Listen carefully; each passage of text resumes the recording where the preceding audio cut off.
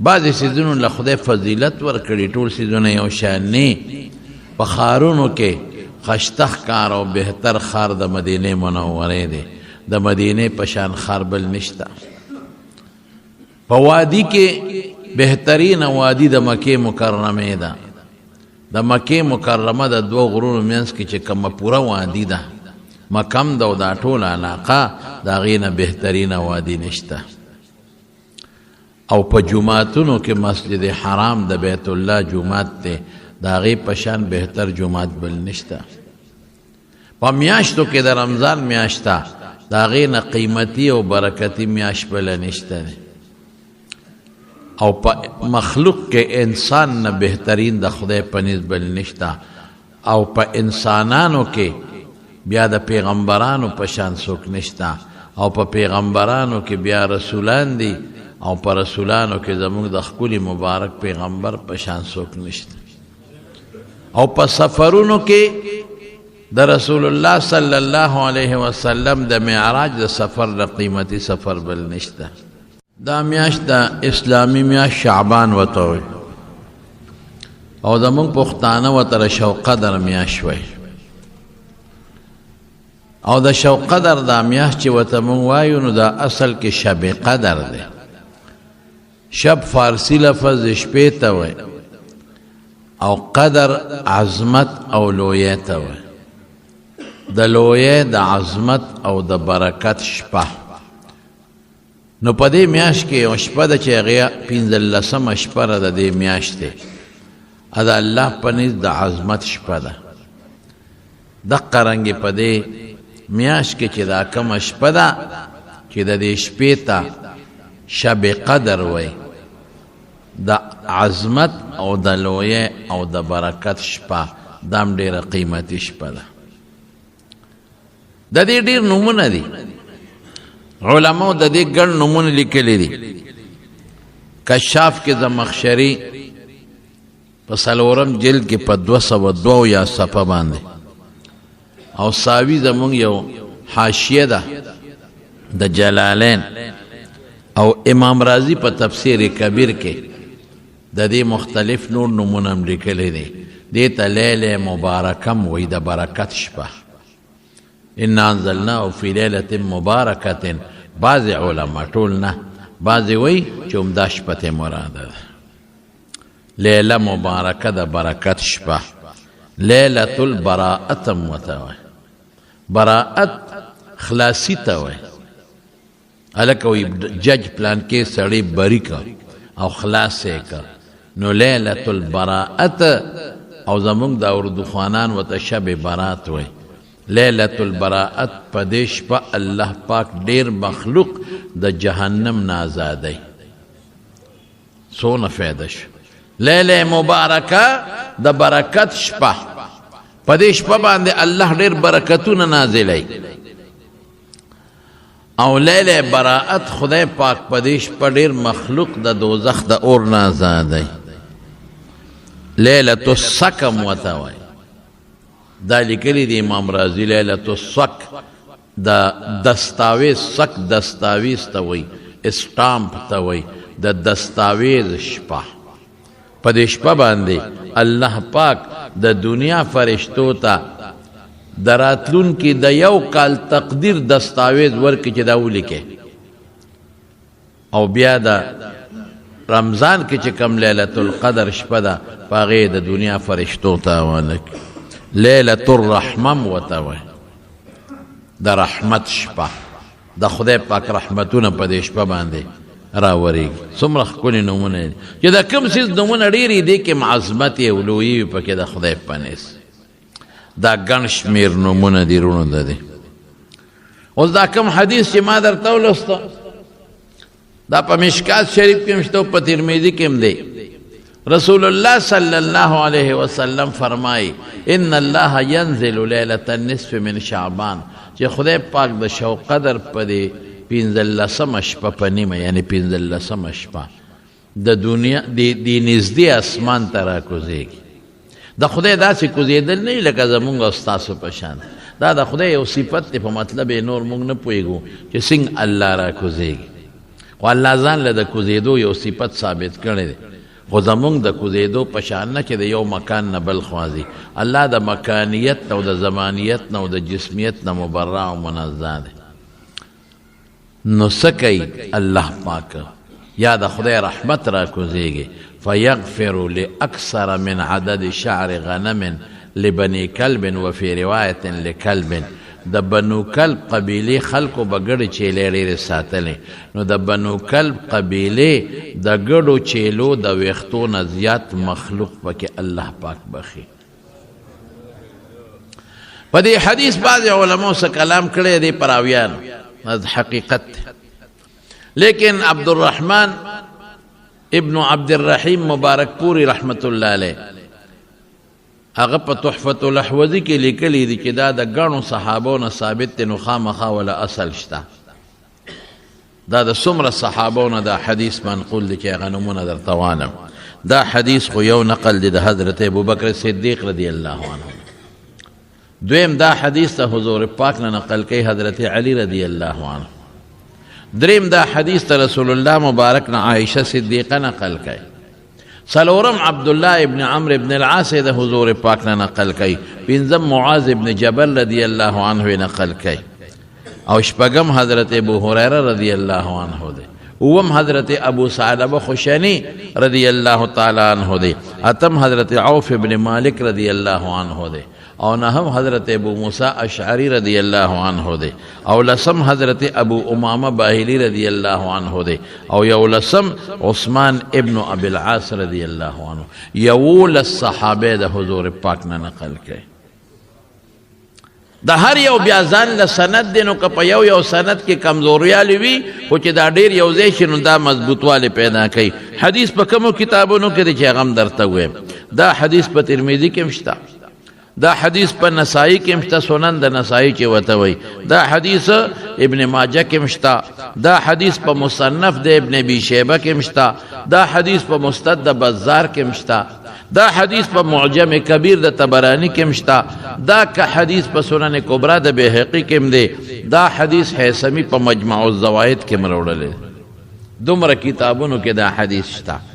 ورسره زمونږ د تابعینو او د تبع تابعینو د امت تعاملم دی دا غي عملم په دې چالو دی دومره مخلوق خدای بخي اوس ترمذی کې چې کوم حدیث ته غدا سره دی عائشه صدیقه رضی الله تعالی عنها فرمای وې د شپې راویښه شوم په دې 15 شپه د شو قدر نو چې مې وکت نو رسول الله صلی الله علیه وسلم نو زرا پاسېدم چې خدای حضور پاک څه شو نو ورپسې روانه شوم نو تلم نو د بقی مقبره هغه وخت کې داسې ډکه نه وه د قبرونه چې دا اوس کومه ډکه ده هغې کې اونې وې او ځان لزیو نو هلته ورسېدم اوس دا عایشې ته څه پته وه رضی الله تعالی عنها ته چې حضور پاک د بقی مقبرې ته تللی او ورپسې لاړه نو په مشکات شریف کتاب المعجزات کې دا حدیث شته چې حضور پاک په کمالار لاړ د هغه د خولې مبارکې نه به خوشبویي تله نو په هغه لار به د هغه نږدې ملګرو ته پته وه چې په دې لار حضور پاک تللی دی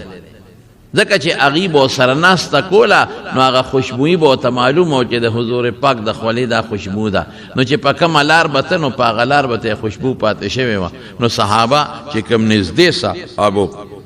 زیاته ناسته ورسره چا کوله هغې ته به پته وه چې دا خوشبو په دې لار خوره ده نو په هغې به ورپسې ځان رسو زمونږ د خولې په شان خوله د حضور پاک مبارک نه وه د رسول الله مبارک د خولې نه به خشته خوشبو تله خوشبو حضرت ام سلیم رضی اللہ تعالی عنہ فرمائی وی ما کر یوزل حضور پاک ملاستو دو گرمی ونو پدی تندی مبارک خولا راغلی و نو ما یو شیشه را واغشتا او اغا خولی تا می اونی ولا چی دا ساس کی پدی بوتل کی پدی شیشه کی را پریوزی گوتی خو نوڑم ورلا خو چی را پریوزی پکے وی دے که حضور پاک را ویخ شو وی ما ته وی څه کې ام سلیم مې د الله رسول ستا د خولې ته مې دا شیشه نیولې ده وی حضور پاک په تندي ګوته مبارکه کېښوده او ټوله خولې ما ته په هغه شیشه کې رانه چون کړه وی ما ته وی په دې څه کې دا واوره په دې څه کې ما وی د الله رسوله دا به د بیمار د بیمارۍ دپاره په کار راولم او دویم به د خوشبویۍ دپاره په کار راولم پته ولګېده چې د حضور پاک خوله مبارکه خوشبویه وی قسم دی چې په مونږ کې به څوک ناجوړه شو په خاندان کې نو ما به هغه دا خصایص کبرا کې سیوطي لیکلي نو ما به هغه بوتل راواغېشت هغه شیشه او په اوبو کې به مې کېښوده معمولی به مې ګوته لمده کړه په اوبو کې به مې کېښوده وی مریض له به پې خدای پاک شفا ورکوله او چې چرته به واده خادی لتلم نو ما به ګوته په هغه خوله مبارکه د رسول الله مبارکه کېښوده او هغه به مې په ځان پورې کړه وی چې واده بله به لاړم ما ته به ښځو وې چې ام سلیب دا څه خوشبو دې پورې کړې ده داسې خوشبو خو مونږ چاته نه ده کتلې ما به وې دا زما د دواړو جهانو د مبارک سردار د خولې خوشبو ده نو د رسول الله مبارک د خولې نه به خشته خوشبویي تله مزېداره ښکلې نو عایشه صدیقه رضی الله تعالی عنها د بقي مقبرې ته ورسېده چې ورسېده حضور پاک په سجده پروت دی دومره اوږده سجده وکړله چې عایشه بیبي فرمایي وی زه ویرېدم چې خدای مکه په دې سجده کې حضور پاک وفات شوي نه دومره اوږده سجده وه نو چې ځان مې ورنږدې که نو پته راته ولګېده چې نبی علیه السلام په سجده کې لګیا دی یو ایت وی ان تعذبهم فانهم عبادك وان تغفر لهم فانك انت العزيز الحكيم دا د امت دپاره اشارتن دعا ده دا الله رسوله که ته د خلکو العذاب ورکې نو ستا بندګان دي څوک دنه تپوس نشي کولی که خدای دا ټول مخلوق دوزخ ته وغورځوي رښتیا ووایه د خدای نه به څوک تپوس وکړي څوک هم نه که یو سړی خپل زوی له ډب ورکوي او ته ورته وایې دا ولې هغه وایي زما زوی ستا پیسه که یو خپل نوکر له یو سړی ډب ورکوي او ته ورته وایې دا ولې لنډ جواب به درکوي دا زما نوکر دی ستا را باندې څه خپل کار کوه که یو سړی خپل څادر راوالي مثال په طور او چاله خیراتي ورکوي خرڅوي یو بو کې غورځوي ځه او ته وایې دا دې ولې نو یاره ستا پکې څه قاعده خو زما څادر دی نو دا ټول مخلوق د چا بندګان دي د الله نو چې الله ورسره څه کوي کولی شي قسم دې که تپوس دې څوک وکړی شي ان تعذبهم یا الله که ته دې له عذاب ورکې فانهم عبادک ستا بندګان دي ته ورکولی شي ستا بنده دی بس بنده سره چې څوک څه کوي کولی شي او ته چې څه کارم کې نو اب ستا رحم وي ستا عدل وي ستا انصاف وي څوک در تپوس ته شي کولی خو دویم ټکي ته واوره وان تغفر لهم فانک انت العزیز الحکیم او که خدای ته بخې که نه نو ته ډېر زورور یې څوک درته نشي ویلی چې دا دې ولې وبخل او د حکمت خاوند دی پروردګاره څوک دم نشي ویلی چې دا ګناهګار یې وبخه دی ولې وبخه دی کې به هم د الله څه حکمت او راز بی اشاره یې ورکړه دعا یې وکړه چې الله ده ما په دې امت رحم وکړه خدایه رحم وکړه ګناهګار باندې رحم وکړه دا چې کوم بېدینه دی په ده باندې رحم وکړه د رحم مختلف شکلونه او صورتونه دي خدای په دې بندگانو دې رحم وکړه الله زورور ذات څوک در تپوس نشي کولی څوک در باندې سوال هم نشي کولی چې دا ولې وایي به چې دې کې د خدای څه راز او حکمت دی امت له لګیا دی په نیمه شپه د بقي په مقبره کې په سجده کې پروت دی حضور پاک دعاګانې کوي څومره امت امت امت امت امت عرفات په میدان کې خپل امت له دعاګانې کوي په مزدلفه کې خپل امت له دعاګانې کوي چې کله بره لاړ او سفر د معراج کې لاړ نو خپل امت له دعاګانې کوي په سجدو کې خپل امت له دعاګانې کوي په جمعو کې خپل امت له دعاګانې کوي او بیا څه وایي د خپل امت سره مینه څومره لري یو ځل حضور پاک او فرمایل وددت لو انی رأیت اخوانی یاره ارمان که ما خپل رونه ولیدلې ارمان که ما خپل رونه ولیدلې صحابه ورته وایي ولې موږ دې رونه نه یو موږ ستا رونه یو که نه انما المؤمنون اخوة موږ مسلمانان یو موږ ستا رونه یو که نه وی انتم اصحابي تاسو مې ملګري یې رونه څوک دي؟ تاسو مې ملګري رونه زما هغه خلک دي چې لا راغلي نه دي، پیدا نه دي. ما زه به یې لیدلی نه یم او نالیدلی به په ما ایمان لري. الله اکبر. مونږ ته حضور پاک خپل رونه ویلي دي. رونه څومره لویه خبره ده. زه به یې لیدلی نه یم، زما معجزې به یې لیدلی نه، زما برکات به یې لیدلی نه، او ما به مني ما ته به پیغمبر وایي. امیرونه دي. نو صحابه ورته وایي ته به دا خپل رونه د قیامت په میدان کې څنګه پیژنې؟ مونږ خو به پیژنې، مونږ خو ملګري یو، نو لیدل کتل کېږي، یو ځای ناستې پاستې کېږي، جهادي سفر کې یو ځای سره ملاقات کېږي. هغه رونه چې ته وایې زما رونه ما ارمان ولیدلې، قیامت په ورځ به په څه پیژنې؟ حضور پاک او فرمایل هم غر محجلون من آثار الوضوء، د دوی د اودس د اندامونو نه برڼاګانې خیږي، په دې به پیژنم. اودس پخوانو امتونو هم کړی دی او زمونږ امت هم کوي، لیکن دا زمونږ د امت خاصیت دی چې څوک اودس کوي نو چې په کم اندام د اودس اوبه ورغلې د قیامت پر ورځ به هغې نه چمک به ځي، برېښنا به کوي، پړقار به کوي. په دې به حضور پاک د خپل زړونه یعنې مونږ به خدای په دې رسول الله په دې پیژنې صلی الله علیه وسلم. څومره مینه مونږ سره پیغمبر کړې ده. لیکن زما وروڼو مونږ مینه د خپل پیغمبر سره ونه کړه. خفه کېږئ مه. مونږ سره رسول الله مبارک مینه کړې ده، مونږ ته یې دعاګانې کړې دي، مونږ له جلا کړې ده، مونږ له فریاد کړی دی، د بقي مقبرې ته په نیمه شپه تللی دی، مونږ له جلاګانې کړې دي، خو مونږ ورسره مینه ونه کړله. زمونږ مینه څه ده؟ زمونږ مینه دا ده چې مونږ د پیغمبر سنت،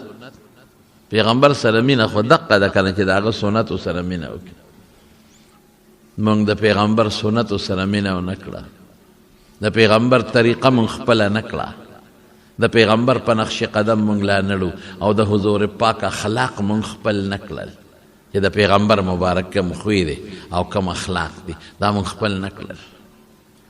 د رسول الله مبارک په نقش قدم مونږ لا نړو، کم شی چې پیغمبر خوښوي مونږ خوښ نه کو، کم چې نه خوښوي مونږ هغه خوښو. د پیغمبر تهذیب، د پیغمبر د زمانې د صحابو شکلونه او د پیغمبر د بیبیانو پردې او حیا په خدای که مونږ خپلې کړې. په بې حیایۍ به حضور پاک خفه کېده. مونږ نن ټول کشر کل بې حیا دي، نن زنانه ټولې بې حیا دي. په خدای قسم په بې سترۍ به رسول الله مبارک خفه کېده. نن جینکۍ ټولې بې ستره دي او بې پردې دي. په دروغو به خفه کېده، په غیبت به خفه کېده، د مسلمان په سپکه به خفه کېده، په دوکه به خفه کېده، په دروغو به خفه کېده. مونږ دا ټول کارونه کوو. ایران کې یو شاعر بېدلې نوم یې بېدل، او زبردست شعرونه به یې وی. خفه کېږو به نه، زما خبر اصلاحي ویرونو داسې شعرونه به یې وی لکه څنګه چې سعدي صاحب وایي، عبدالرحمن بابا په پښتو کې وایي، داسې خشته شعرونه به یې وی. نو د هندوستان نه یو سړی ایران ته لاړ چې دا بېدل شاعر وګورم چې دا به څنګه سړی وي. دی خو د رسول الله مبارک په صفتونو کې هغه ټکونه وباسي چې موږ حیران کړو، او د الله په صفت کې او په حمد کې او حمدونه داسې وایي چې زموږ په زړه باندې اور بل کړی چې دا به څنګه سړی وي، دا به څومره نیک سړی وي، دا به څنګه برکتي سړی وي. نو غریب د هندوستان نه لاړ پاکستان او کوټه او بیا ورپسې بلوچستان او ایران، چې بېدل شاعر له ځان ورسو او دروازې واله ورووته. وی ته بېدلې وې، او چې ویې کتل د هغه ږیره برید هر څه خریلي. اوهو ته څنګه د پیغمبر صفت کې، ته څنګه د رسول الله مبارک نعتونه وې، او څومره خشته آزاد تا خو خکې، تا خو برید ږیره خریلې ده. دا دې څه کړي؟ د پیغمبر سنت دی، سنت هم نه دی، ږیره پرېښودل واجب دی. خو د پیغمبر طریقه به ورته ووایو، ته خو د پیغمبر په طریقه نه روان، دا دې څه کړي؟ او ورته څه وایي؟ او ورته وایي ریش را بې خراشیم ولیکن دل کسی را نه می خراشیم، دل مسلمان را نه می خراشیم. وی ږیره خو خریم خو د مسلمان زړه نه خریم. د مسلمان زړه نه خرئ مسلمان نه خفه کو خوی مې ښه دی اخلاق مې ښه دی ریشره مې خراشیم ګیره خریم د مسلمان زړه نه خریم هغه هندستاني مسلمان ورته سوی داسې ټکې ورکه چې زمونږ دپاره تر قیامته پورې یو قیمتي خبره ده او ورته وی غلط گفتی وی غلط دی وی دل رسول الله را می خراشي د پیغمبر زړه خره ته د مسلمان زړه نه خریم په ګیره چاړه راخکل د پیغمبر پاړه چاړه راخکل دوه کسان راغلی و د بازان استازی رسول الله مبارک لا دواړو ګیرې خریلې وې دواړو ګیرې خریلې وې په خدای قسم او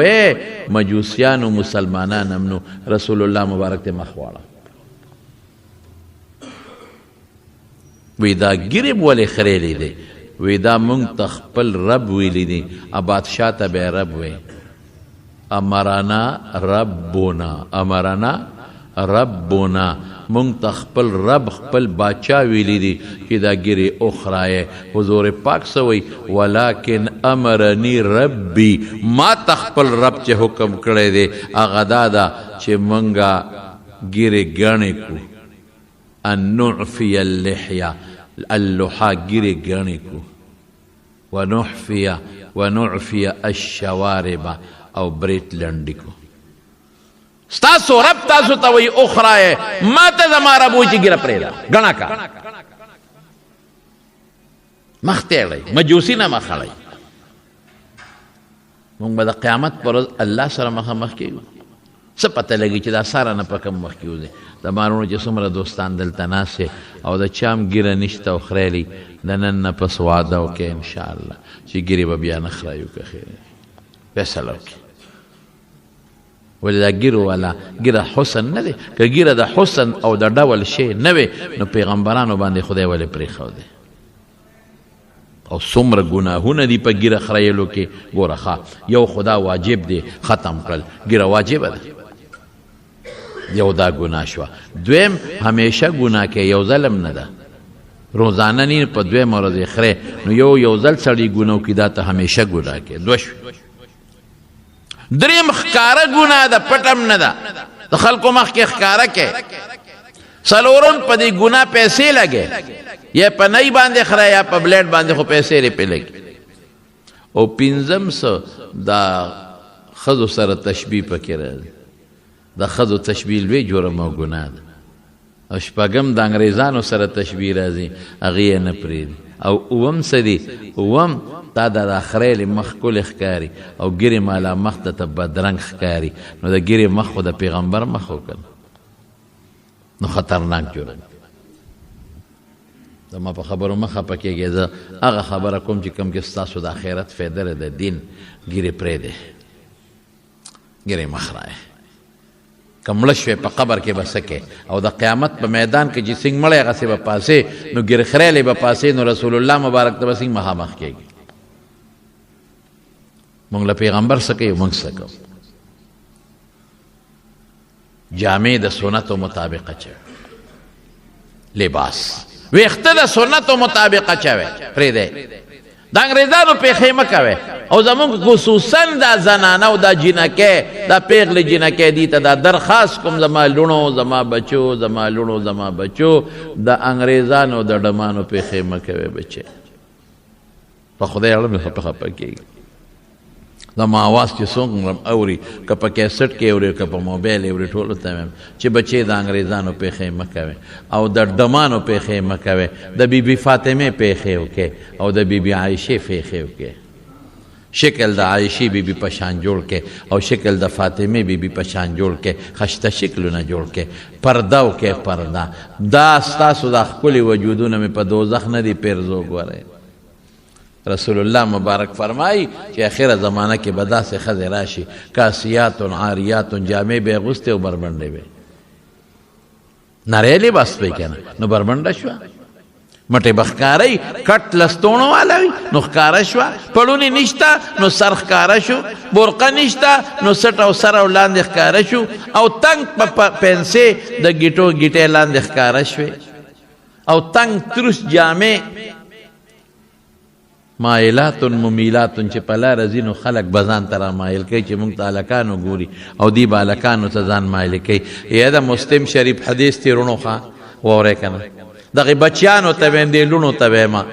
دې خویندو ته ویمه د مسلم شریف حدیث دی لا یرحن رایحة الجنت، د جنت خوشبو به حرامه ده، په جنت خوشبو به بوی نه کي. او په یو روایت کې راځي چې لومبې به جهنم په دې خلکو په دې جنکو غرغنډه کېږي. الله اکبر. لعن الله المشبهین بالنساء، لعن الله المترجلات.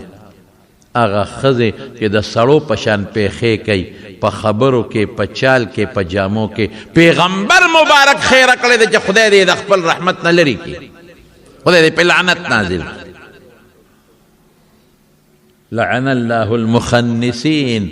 الله اکبر من الرجال. او هغه الکان چې د ښځو پیښې کوي، سرونه سټوکي د ښځو په شان پرېږدي، د جینکو په شان جامې د جینکو په شان جوړوي او چال د جینکو په شان کوي. پیغمبر مبارک خیره مه کړې ده چې خدای دې په لعنت نازل کړي، خدای دې د خپل رحمت نه لرې کړي. زما خیره به یا قبلېږي یا نه، د پیغمبر مبارک څنګه نه قبلېږي.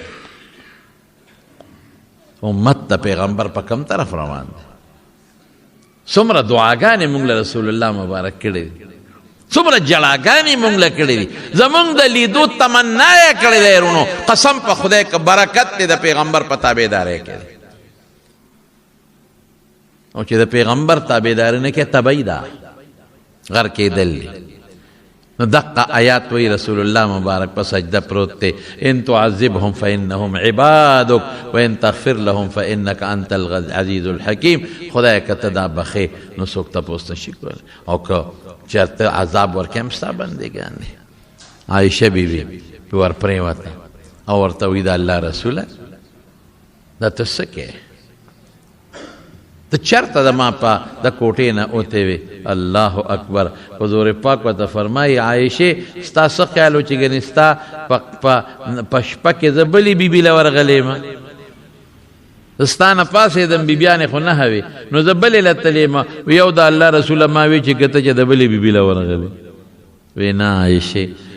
زه ودوم او جبریل علیه السلام راغی او زه پاسولم او ما ته وی اله شا به ډېره قیمتي شپه ده، د دعا د قبلېدو شپه ده، که دعا کې د امت دپاره شا به وغواړه. نو دې ځان له ځای ته رالم چې هېڅوک هم نه، او زه خپل رب ته د خپل امت دپاره لږه جړه وکړم. یو حدیث کې ګورې داسې هم راغلي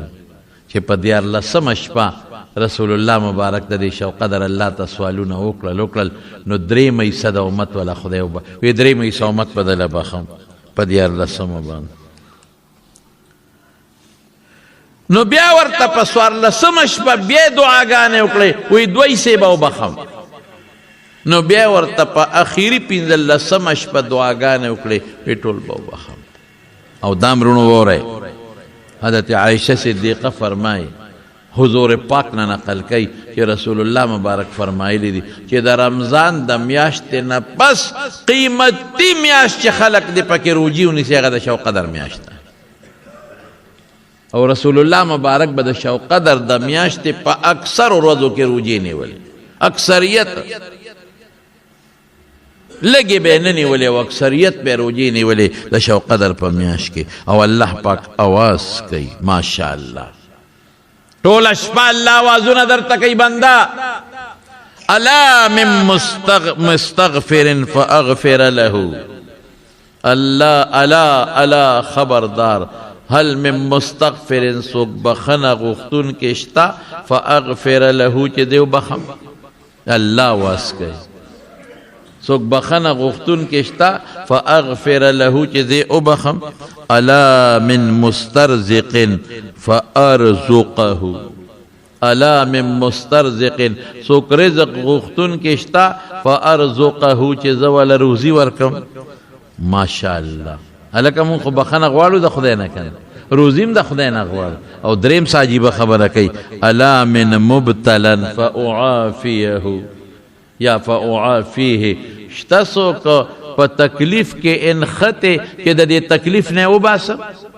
شته څوک بیمار چې د بیمارۍ نه وباسم.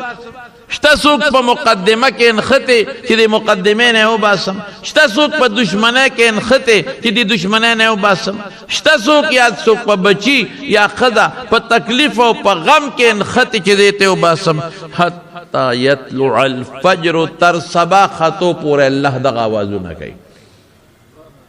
حضرت علی رضی الله عنه فرمایي څو خبرې کوي، درې کوي. بخنه غوښتو والا شته چې وبخم، ماشاءالله. رزق غوښتو والا شته چې روزي والا ورکم. او څوک انخته شته مال کې، بدن کې، بچی کې، بلکې تکلیف زده، مصیبت زده چې دا آزاد کم د دې مصیبت او تکلیف او غم نه لري کم تر سبا پورې الله وازونه. مړه خدای سونه میرا باندې مونږ بیا هم سر تخته، مونږ له بیا هم خوب شپه خوږه ده او خوب به پکې کوو. یو خبره درته وکړم، یو څو نه بخي ګورې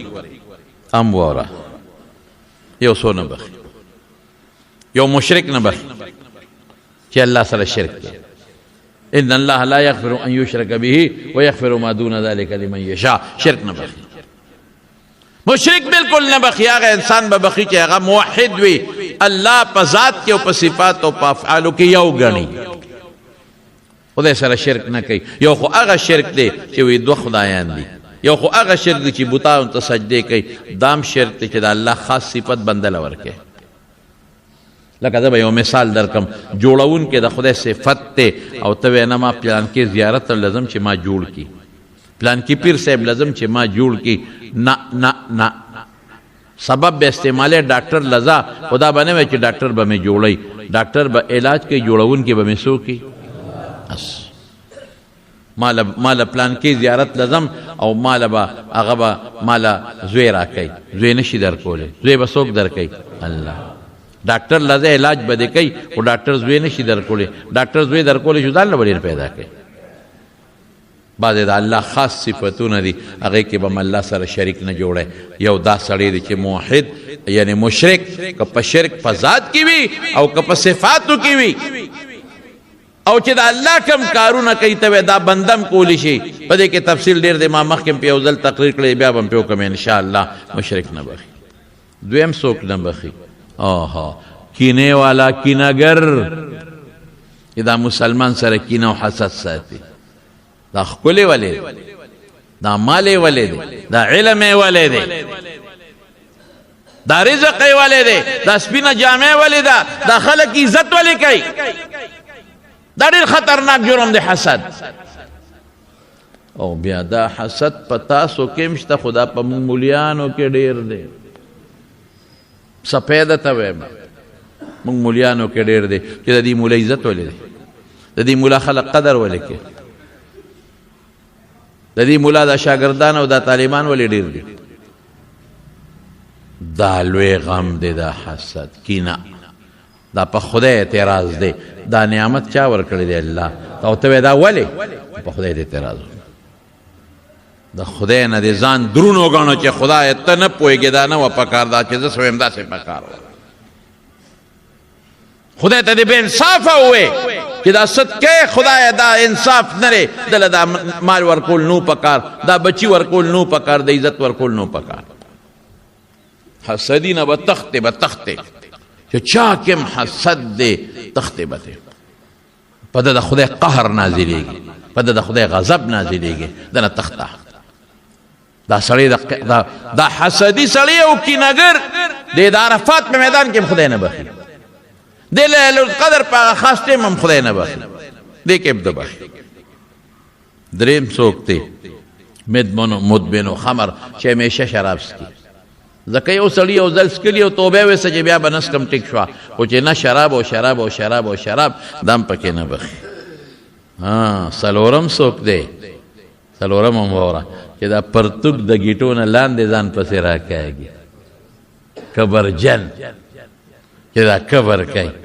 دا لویي کوي، دا بل ته سپک ګوري او ځان لوی حسابوي، او دا پنسي د ګیټو نه ځان پسې لاندې راکاږي، دا هم نه بخي. او بل هم واوره د مور او پلار نافرمان هم نه بخي. مور او پلار نافرمانی به نه کوي، مور او پلار عزت به کوي. او شپږم چې همیشه ګناه کوي، لکه ګیرې والا چې مې درته وویل، یو ځل ګناو کې توبه وباسي ټیک ده خو چې بیا بیا کوي بیا بیا کوي بیا بیا کوي دا ورسره نه بخي دا خدای نه بخي او یو پکې بلم دی اسو دی هغه انسان دی چې قاطع د رحمي رشته خلکو سره رشته داری پرېږدي صله رحمي پرېږدي صله رحمي پکې نشته رور سره روان دی پلار سره روان دی تربور سره روان دی ماما سره روان دی خورئی سره روان دی ترزوی سره روان دی چې دا صله رحمي او دا رشته پرېږدي پرشته کې باید سړی ګوري یو خبره ده کوم چې پرشته کې لږ مالدار شي هغه نور وروره صاحب د ګازره متنخ کوي پرشته داره کې چې یو مالدار شو لږ او یو پټي اوچت شو یا لږ د عزت خاون شو په خدای قسم نورو ته سپک ګوري غم خادي ورسره نه کوي کې نه مړه غم خادي ورسره ته نه کوي ته څه شی چې ته مالدار شوې نو ته به غریب او زه وایم چې دا مونږ غریبانان چې یو کنه هغه یو سړی ویله کوي غریب خدای کړی نو دله چا کړی غریب خدای کړی نو دله چا کړی نو چې د تسپک ګوري خپله صله رحمي مه قطع کوه ته ورسره خپل سلام کوه خو نه ورته مه کېږه چاپلوسي مه کوه نورې مه مستوه روزي د خدای په لاس کې دی عزت د خدای په لاس کې دی ژوند او مرګ قسم په خدای د الله په لاس کې دی پروا مه ساتئ د چا یو الله پروا ساتئ د الله د رسول پروا ساتئ او د الله د فرامینو چې الله د ته هغې پروا ساتئ نو چا نه سترګې مه رپوئ د چا نه تمې مه کوئ روزي د خدای په لاس کې ده ژوند د خدای په لاس کې دی عزت د خدای په لاس کې دی نو دا قیمتي شپه ده زمارو حضرت عیسی علیه السلام یو روایت شته وان کان فیه کلامونه لکه دی کې یو خبره شته خو خیر ده به ویمه حضرت عیسی علیه السلام په لاره تېرېده یو غر ته داسې وکتل او لوړ غر و داسې سوکې بره ختلې وه نو د تعجب وکړو چې خدای پاکه دا دونه دنګ غر او دا بره سوکه او په سوکه د پاسه داسې د پلیټ په شان د رکیبې په شان یو بله تیږه ویزانده وه نو پیغمبر ته چې کله هم داسې پریشاني راشي نو الله وله پریشاني ختموي وی ته دې غر ته وخېږه یو ناشنا شی درته وښیم چې غر ته څنګه وختو نو په دې غر زلزله راله نو هغه چې کومه په سوکه بره تیږه پرته وه نو هته یو طرف ته پرېوته الله دا خو ناشنا وشو هغه دا خو داسې پرته وه لکه چې په لاس ته پاسه پلیټ په رکیبې نه سکوره کړي هغو ته یې پرېوته وی بره وخېږه ناشنا راته ښیي چې عیسی علیه السلام نور هم بره وروخته او د غر هغه سوکې ته یې وکتل نو د هغه سوکې د هغه غر په سوکه کې دننه غار او په غار کې یو سړی لګیا دی د الله عبادت کوي اوهو خدایا دلته دی مونږ وایو اکسیجن په بند شو ډوډۍ به څوک ورکوي اوبه به څوک ورکوي قسم په خدای چې په کاڼو کې دننه چینجیل هم خدای روزي ورکوي الله وی دله ما د خوراک څښاک انتظام کړی دې غار کې دله خوراک ورکو په دې غار کې دله اوبه ورکو ادقسې یو شان عبادت ته ولاړ دی عیسی علیه السلام ته تپوس وکړو بھائی جان څونه موده دې وشوه چې ته د عبادت ته ولاړې وی 400 کاله وشو عمرونه هم پخوا زیات و د نوح علیه السلام خو 900 کاله صرف قوم ته تبلیغ ورکړی 400 سال وشو اوه حضرت عیسی علیه السلام الله ته رجوع کوي یا الله د ده نه زیات عبادت گزار به بله څوک یې 400 کاله خو دې دې غار کې تېر کړل چې نور به یې څونه کړي او بغیر د ریا نه څوک یې وینم نه او یو شان عبادت کوي نه غم خادی لذي بار ته چا سره نه ګپ شپ شته ټیم هم نه ضایع کېږي یو شان ولاړ دی والله سته عبادت کوي الله د ده نه زیات عبادت گزار به هم څوک وي او شته اسوک بی الله او د آخر زمانه د پیغمبر هغه امتی وي چې د شوق قدر په 15 شپه زما عبادت وکړي دا حدیث یو پټې لږ کمزور دی خو خیر فضایلو کې کافی دی زمارونو د شپې به که خیر انشاءالله عبادت کوي او د حضرت علی رضی الله عنه یو قول پکې شته چې د ورځې روژه ونیسئ د هغه یو قول شته نور داسې پیغمبر مبارک په دې ورځ باندې روژه ثابته نه ده د حضور پاک مستقل داسې نشته پکې چې څنګه د عاشورې د ورځې سړی روژه نیسي هغسې حکم د روژې نشته خو خیر په دې نیت یې ونیسئ که نه چې پیغمبر علیه السلام به 3 ورځې روژې ترغیب ورکړی دی دا اسلامي میاشتې 14 او 14 او 15 دې ته ایام بیز وایي کني ویل شي پکې روزي خو داسې شرعي لازمه روژه نه ده لکه څنګه چې موږ عامې روژې نیسو داسې لازمه نه ده ځکه صحابه پکې د روژې اهتمام نه دی کړی خو که نیسې نه ویشي او د شپې عبادت د دې شپې دا وکړې او الله ته وجاړې الله به ګناه معاف کړي الله ډېر مهربانه ذات دی او دا یو قیمتي شپه ده